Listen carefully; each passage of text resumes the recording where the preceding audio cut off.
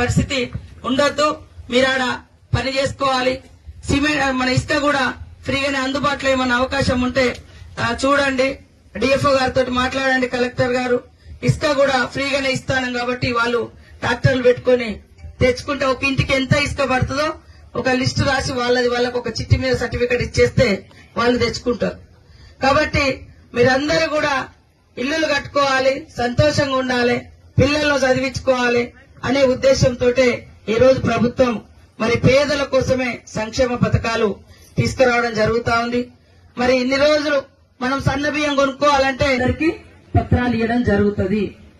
ఇల్లు ఇవాళ రానటువంటి వాళ్ళు, రేపు రానటువంటి వాళ్ళు బాధపడకని చెప్పండి.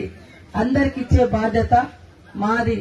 ఈ మండలాల మీద కూడా మీ బాధ ఏంది, మీకు ఎట్లా వ్యవస్థ సరిగా వ్యవసాయాలు ఉండవు, పంటలు ఉండవు, ఇబ్బంది ఉంది కాబట్టి అది కూడా మాకు తెలుసు. తప్పకుండా ఎక్కువ ఇల్లులు కూడా పెడతా ఉన్నాం, ఎక్కువ మందికి వచ్చేటట్టుగా. మీరందరూ కూడా సంతోషంగా